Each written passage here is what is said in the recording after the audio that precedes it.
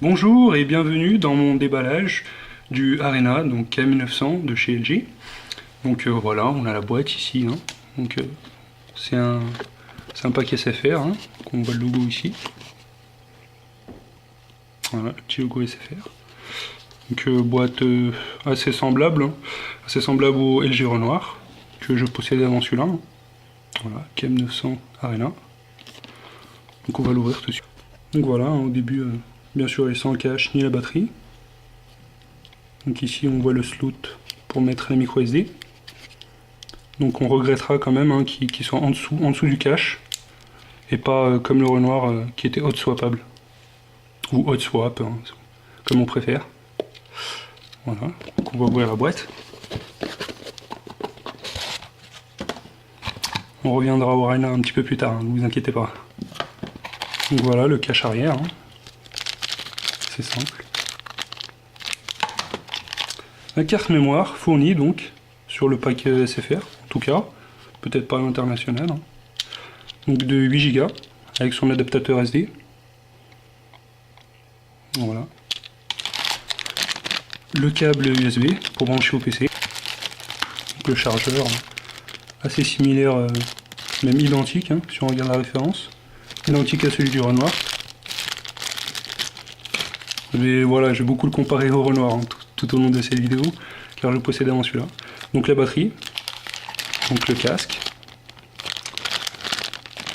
avec des intras, tout blanc. Donc ça nous rappellera une autre marque à la pomme.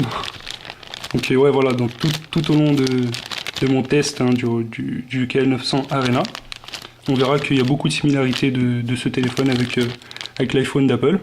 Donc on commence déjà avec les écouteurs. Après la qualité, c'est des écouteurs de marque LG, donc pas forcément de même qualité que certains Philips, mais comme c'est une prise jack 3,5 mm, vous pourrez mettre n'importe quel casque dans votre LG Arena. Et pour finir, le CD d'installation LG SFR. Voilà. Donc voilà pour la boîte. On va s'occuper du téléphone maintenant. On va lui mettre son petit cache d'ailleurs. Son petit cache qui est ici.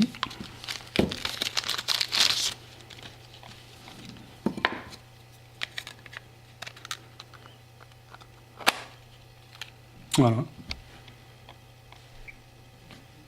Donc le LG Arena avec une façade, oui, qui prend beaucoup les traces de doigts, comme vous le voyez. J'ai juste eu à peine à l'effleurer pour qu'il y en ait déjà une. Voilà. Donc la façade du côté gauche, on a la prise pour le casque MP3 ou éventuellement pour brancher à la télé si vous avez le câble. Ou sinon chargeur tout simplement. Face droite, avec le bouton pour l'appareil photo, pour déclencher l'appareil photo, et le bouton plus, le bouton du volume plus et moins. Voilà. La face arrière, avec l'objectif Schneider Kreuznach, je ne sais pas si on peut le voir. Voilà. Schneider Kreuznach de 5 millions de pixels, avec un flash LED tout simplement. Pas un flash au xénon à l'instar du LG Renoir. Voilà.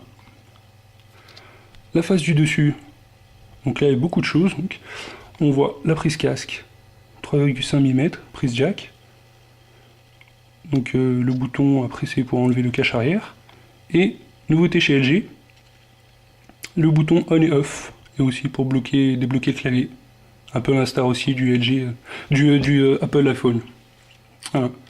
Et donc de la face arrière, il ressemble énormément à l'iPhone première génération, qui avait aussi un petit peu la même forme sur la face arrière. Sauf qu'il n'avait pas le flash. Voilà. Et la face avant, donc, beaucoup de traces. On va essayer de l'essuyer un peu.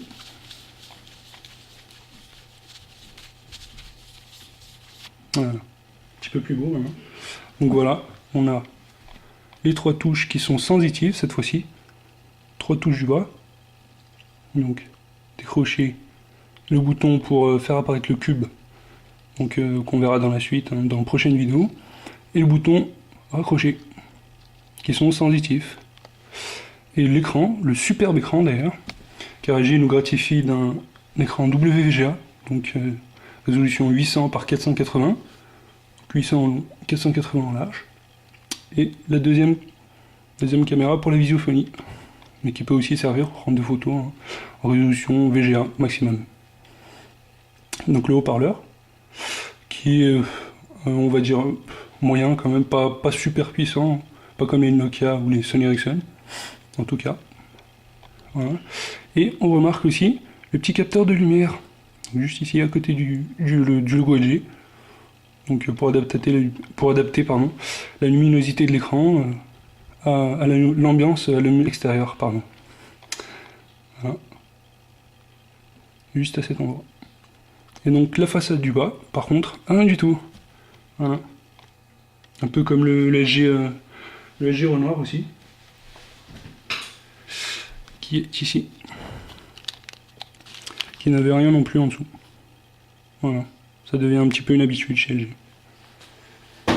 Donc si on voit là, attends, je vais le reprendre, pour comparer un peu la taille, ouais, c'est un petit peu assez similaire, hein. Même si on va dire que c'est un petit peu plus petit, quand même pour le...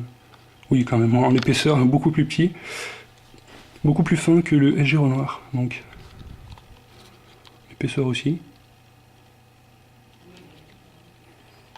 Pas la même taille d'objectif et pas la même résolution non plus. On a le flash au xénon, le flash LED pour l'Arena, et un capteur 8 millions de pixels pour le Renoir, et 5 mégapixels seulement pour le LG Arena. Mais ce n'est pas un photophone après LG, c'est plutôt un compromis multimédia qui est visé dans ce téléphone. Et voilà, sur le côté droit, qui est assez similaire, hein, sauf qu'on n'a plus la touche pour bloquer et débloquer le clavier qui est maintenant sur le dessus. Elle servait aussi à activer le stabilisateur d'image en mode photo sur les géants noirs. Donc cette fonction n'a disparu, par contre il n'y a plus de touche dédiée sur les géants là. Voilà, sur le dessus. Aucune prise jack sur le Renoir. Quand même beaucoup plus fin, je pensais pas d'ailleurs, qu'il était aussi fin que ça, par rapport au Renoir. Puis le Renoir il a un petit peu une petite excroissance, si je peux appeler ça comme ça, de l'appareil photo. Alors que le Arena est tout plat, si on regarde comme ça, de côté. Donc voilà, qui prend beaucoup les traces de doigts. Et donc sur le Arena, pour finir, on a le micro. Donc le micro pour les appels. Et derrière, à peu près au même endroit, le micro pour la vidéo. Et oui, car il y a deux micros, le LG Arena, pour avoir une meilleure qualité de son. Donc il y a un micro dédié, qui est de meilleure qualité d'ailleurs que le micro pour les appels. Un micro dédié à la vidéo. Une bonne qualité de son, en tout cas dans les vidéos. Même si le format reste 3JP. C'est la nouveauté aussi.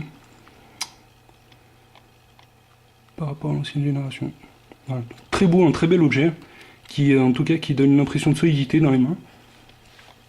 On a aussi un petit peu des chromes un petit peu de partout, qu'on voit sur tout le côté, sur toute la face avant en tout cas, pour entourer un petit peu l'écran, donc de chrome. On a même aussi des chromes jusqu'à la prise, hein, jusqu'à la prise chargeur. On a des chromes un petit peu tout autour. On est revenu par contre un petit peu comme le Beauty, à la petite, voilà, le petit tiroir qu'on tire, qu'on ouvre et qu'on ferme, que je préfère personnellement par rapport au Renoir. Hein.